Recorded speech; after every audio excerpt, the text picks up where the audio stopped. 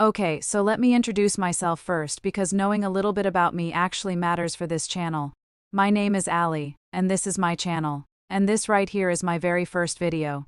I have been following financial markets, global payments, and digital assets for years. And honestly, for a long time I was the person in the room who just read everything but never said anything out loud. I would sit with all of this information in my head, watching people around me get confused by headlines, scared by price drops, and excited for the wrong reasons, and I finally decided that staying quiet about what I understand is not doing anyone any good. So I started this channel, and I want to be straight with you from day one about what this channel is and what it is not. This is not a hype channel. I am not here to tell you that XRP is going to $1 million or that you are going to get rich overnight. I am here to give you frameworks, context, the kind of understanding that lets you look at a situation and actually know what you are seeing instead of just reacting to it. And I genuinely believe that when regular people understand how money moves, how systems work, and where the real leverage is, the game changes for them. That is what I want to build here with you. So if you are new, please subscribe. It costs you nothing and it means everything for a brand new channel trying to get off the ground. And if this video gives you even one idea or one perspective that clicks for you, please like it and share it with one person who you think would get value from it. Word of mouth is how channels like this grow, and I appreciate every single one of you who is here from the very beginning. Alright. Let's get into it. Disclaimer before we go any further: everything I share in this video is for educational purposes only. This is not financial advice. I am not a financial advisor. I am not your financial advisor. Please always do your own research and make your own decisions based on your own situation. Okay? Now let's go. I want to give you one number before we go anywhere else. $27 trillion. Let that sit for a second. 27 trillion. This is not the US national debt. This is not global stock market capitalization. This is not some projection about what crypto might be worth someday. This is the amount of money that the world's banks have sitting completely idle, parked inside accounts in foreign countries, doing absolutely nothing right now today, just so that they can be technically ready to process international wire transfers. It is called pre-funded liquidity, and it is one of the most expensive and overlooked problems in all of global finance. And here is why this number matters so much to this conversation. XRP was built specifically to unlock it, not to be a store of value, not to compete with Bitcoin, not to be speculative. It was engineered from the beginning to solve the problem of slow, expensive, capital-destroying cross-border payments. So if the problem is worth $27 trillion and the solution already exists, why isn't this already over? Why is XRP not already running the world's payment trails? That is exactly what I want to walk you through today. And I promise you, by the time this video is done, you are going to understand what is actually going on in a way that makes the entire situation make sense. Let's start from the very beginning. Most people have no idea how a wire transfer actually works behind the scenes. They see money leave their account and show up somewhere else a few days later. And they assume there is some kind of direct pipe between the two banks. There is not. Here is what actually happens. Say you are a business in the United States and you need to pay a supplier in Vietnam. Your US bank cannot simply reach into Vietnam and deliver money. It does not have that relationship, so instead it finds a correspondent bank, a middleman bank, that has relationships with banks in both countries. That correspondent bank passes a message through the SWIFT network. SWIFT, for context, is a 50-year-old financial messaging system. It is essentially a very expensive, very slow email system for banks. SWIFT does not actually move money. It just sends messages between banks telling them that money should move. Then each bank in the chain has to verify the transaction, apply its own compliance checks, convert currencies if needed, take its fee, and pass it along to the next. By the time the money gets from your bank in the US to your supplier's bank in Vietnam, it may have passed through 2 or 3 correspondent banks. It may have taken 3 to 5 business days. And fees were charged at every single step along the way, often in ways that neither you nor your supplier can fully see up front. SWIFT has acknowledged that even with its improvements, a significant portion of cross-border payments still do not settle within 1 hour, and at the retail level the delays are worse. The biggest problem, according to SWIFT's own research, is in what they call the last mile. Once a payment leaves SWIFT's network and enters a local banking system, that is where it gets stuck, slowed down, and lost in bureaucracy. And here is the part that makes this even more expensive for the banks themselves. In order to operate in any given corridor, say us to Vietnam, a bank needs to already have money sitting in a Vietnamese bank account, ready and waiting. This is called a nostro account. Every bank operating internationally has dozens of these accounts all over the world, each one holding cash that sits completely idle just in case a payment needs to flow through it. Globally, the estimated capital locked up in these nostro and vostro accounts is around $27 trillion. That is $27 trillion, that is. Not being invested, not being lent out, not earning any return. It is just parked, waiting, burning a cost of capital every single day. This is the system that the world's banks built, and this is the system that XRP was designed to replace. Ripple's on-demand liquidity product known as HODL works completely differently from the correspondent banking model. Here is the simplest way to understand it. You want to send money from the US to Vietnam. Through HODL, the US dollars are automatically converted into XRP. That XRP moves across the XRP ledger, which is Ripple's blockchain, and settles in 3 to 5 seconds. On the Vietnam side, the XRP is automatically converted into Vietnamese dong and deposited into the recipient's account. The entire process takes seconds, not days. There is no correspondent bank. There is no chain of middlemen. There are no pre-funded nostro accounts sitting idle in Vietnam. The cost of a transaction on the XRP ledger is a fraction of a cent compared to anywhere from $10 to $50 for a standard SWIFT wire, plus whatever the currency conversion spread costs on top, and this is not experimental anymore. These are real corridors. With real institutions processing real volume. As of 2025, Ripple's HODL processed $1.3 trillion in transactions in a single quarter. Think about that, not a year, 1 quarter. RippleNet now has more than 300 financial institutions connected across more than 55 countries. In the Asia-Pacific region alone, 93 institutions are using or testing HODL. Japan reported 120% year-over-year growth. SPY Remit, which is backed by one of Japan's largest financial groups, uses XRP to run the Japan to Philippines remittance corridor. Qatar National Bank partnered with China Bank in the Philippines to use XRP specifically for the massive corridor of Filipino workers sending money home from the Gulf. Travelex Bank in Brazil was the first Latin American institution to launch HODL. Zen Bank in the Way, which is the country's first fully digital bank, chose Ripple and XRP over SWIFT for its cross-border transfers after Ripple secured its Dubai license in 2025. These are not press releases. These are operational decisions made by licensed financial institutions in multiple countries on multiple continents. According to data from 2025, around 93% of XRP-based cross-border payments settle in under 10 seconds. For context, traditional SWIFT transfers still average 1 to 3 business days end-to-end for many corridors. Ripple-linked payment solutions are estimated to have saved users over $1.5 billion in aggregate. Fees versus legacy rails. The technology works. The cost savings are real. The speed difference is not even close. So here is the question that I know is sitting in your head right now.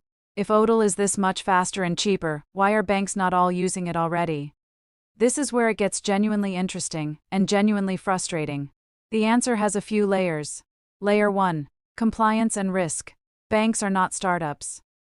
They are heavily regulated institutions that move carefully. For a bank to use XRP as a settlement asset even for just 3 to 5 seconds while a transaction processes, it technically holds a volatile crypto asset during that window. And that creates questions for their compliance departments, their risk frameworks, and their regulators. Even though the exposure is momentary, the legal clarity to be comfortable with that momentary exposure has taken years to develop. Layer 2. Misaligned incentives. Many banks are not just users of the current system, they are participants in it. They are the correspondent banks. They are the ones collecting fees at every step of that slow, expensive chain. If they adopt HODL and remove themselves as the middleman, they are literally cutting off their own revenue stream. This is the same dynamic that explains why taxi companies did not build Uber and why hotels did not build Airbnb. The people who benefit most from the current system are also the least motivated to disrupt it. Layer 3. Optional versus required. Right now, XRP is optional on RippleNet. A bank can use Ripple's messaging infrastructure without ever touching XRP for settlement, and many of them do exactly that. Of the 300+ institutions on RippleNet, roughly 40% are using XRP for HODL. The rest are using the messaging layer without the liquidity asset. This is important because it means the adoption numbers, while real, can look bigger than the actual XRP usage numbers suggest. But here is what has changed. In December 2025, Ripple received conditional approval from the Office of the Comptroller of the Currency to operate as a national trust bank in the United States. And starting April 2026, new OCC regulations came into effect that allow banks to engage with digital assets more directly. This is not a small thing. This is Ripple being formally embedded into the U.S. banking regulatory framework, and the institutional money has noticed. In November 2025, 3 XRP ETFs launched from Canary Capital, Franklin Templeton, and Grayscale. In just 50 days they accumulated $1.3 billion in assets under management with not a single day of net outflows in that initial period. Citadel Securities backed Ripple with a $500 million investment at a $40 billion valuation. These are not retail investors making bets. These are the largest and most sophisticated financial institutions in the world making calculated, strategic positions. There is one part of this story that I see get glossed over almost every time someone talks about XRP. And I think it is actually one of the most important pieces of the puzzle right now. That piece is Relust. Ripple launched its own stablecoin Ripple USD, and by December 2025 it had crossed $1.26 billion in market capitalization. It is the third largest US-regulated stablecoin, behind only USDC and PayPal's PUSD.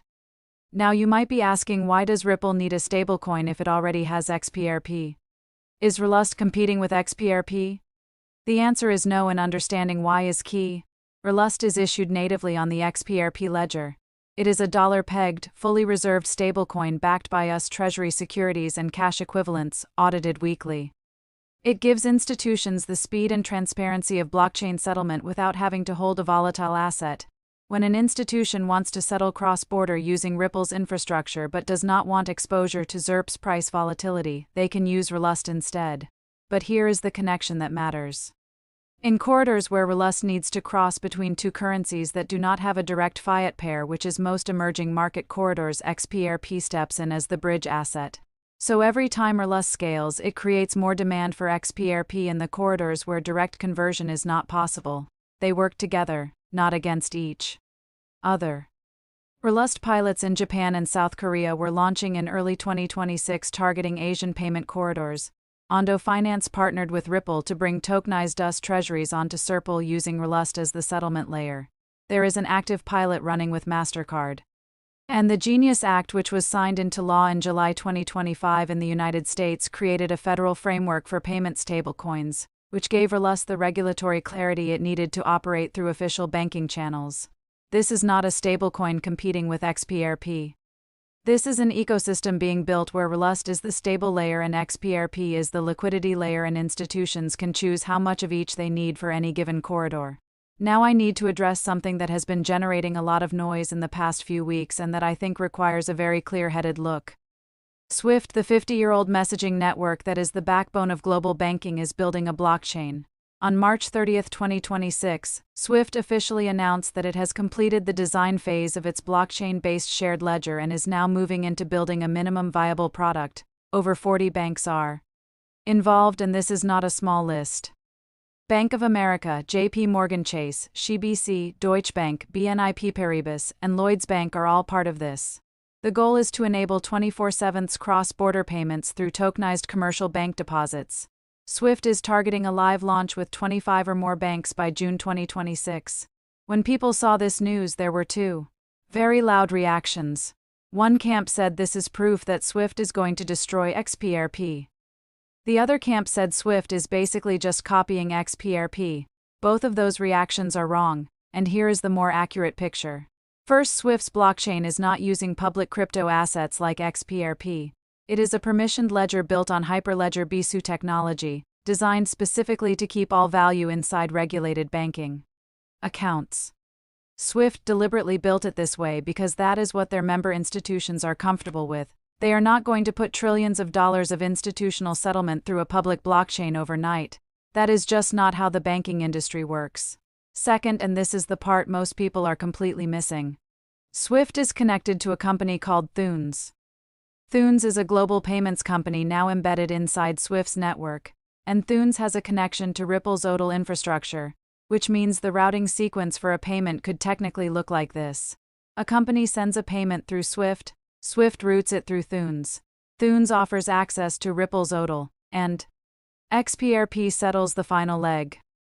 XRP is not mandated in this chain, it is optional, but it is now wired in as an option inside a network that reaches over 11,000 banks worldwide. That is a distribution channel that Ripple could not have built through direct partnerships alone. Third, the banks participating in Swift's blockchain initiative have significant overlap with Ripple's existing partner network. Reports suggest that over 30 of the 50 banks involved in Swift's new framework have existing relationships with Ripple. So this is not Swift going to war with Ripple. This is the same institutions trying to wire together all the tools available to them. The real risk is not that Swift kills XRP. The real risk is that XRP becomes optional inside a system that does not require it. The real opportunity is that optional inside 11,000 banks is still an enormous amount of volume if even a fraction of those corridors choose the Ripple XRP route. The infrastructure phase of cross-border payments is being decided right now, and the asset that becomes the default settlement choice inside this new system. We'll not announce it with a press release. You will see it in the transaction volume data. Let me now give you the most honest framework I can for thinking about XRP as an investor, not as a hype believer and not as a skeptic, but as someone trying to actually understand what they own. The bull case is real. The infrastructure is being built. The regulation is clearing. The institutions are positioning. ODL volume is growing. Rust is scaling. The Swift connection through Thunes creates distribution at a scale that did not exist before. And XRP has already proven that it works. It settles in 3 to 5 seconds for a fraction of a cent across real corridors with real institutions. But the math of where we are right now also needs to be said clearly. The global cross-border payments market is estimated at $130 to $150 trillion annually. XRP's current ODL volume represents less than 0.01% of that market. That is not a reason to panic. That is actually the point. The runway for growth, if adoption continues, is enormous. But it also means we are still early. Very early, and very early means patience is not optional, it is required. The risks are also real. XRP is still technically optional on RippleNet.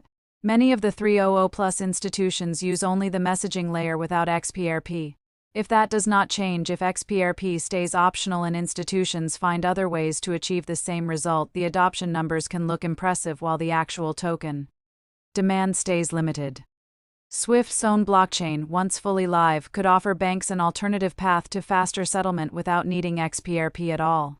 And the macroeconomic environment matters. If rates stay elevated or regulatory uncertainty increases, institutional adoption timelines can stretch significantly. So what does the smart approach look like? It looks like knowing exactly what you own and why. It looks like sizing your position in a way that allows you to hold through volatility without panic selling at the bottom. It looks like watching the right signals, not the price, but the ODL volume numbers, the Rust adoption data, and the on-chain transaction metrics, because those are what will tell you whether the real use case is scaling or stalling. The people who make real money in situations like this are not the ones who got lucky with timing. They are the ones who understood the thesis deeply enough to hold it through the uncertainty and who sized their position wisely enough that the uncertainty never forced them out. So that is my first analysis on this channel. We covered the $27 trillion Nostro capital problem that most people have never heard of. We covered how ODL actually works and why the speed and cost advantage is not even close. We talked about the bank's paradox, why the same institutions that need XRP the most are also the ones moving the slowest to adopt it. We got into Rust and why it is not competing with XRP but building on top of it. And we broke down the Swift blockchain situation in a way that I hope is more useful than the Swift is killing XRP or XRP is killing Swift narratives you usually see. This is my channel, and my commitment to you is that I will always try to give you the real picture, not the version that gets the most clicks, but the version that actually helps you make better decisions. If this video was valuable to you, please like it. It is one click and it genuinely helps a brand new channel get seen by more people. Subscribe if you are not already, because my next video is going to go even deeper. We are going to look at what the actual on-chain data is telling us about whether real adoption is accelerating or whether the numbers are being inflated by a small number of very large transactions. That is a conversation most people in this space are not having, and I think it is going to change how you look at the adoption story. Until then, stay curious, stay grounded, and please do your own research on everything I share. I'm Ali. This was the first video. I will see you in the next one.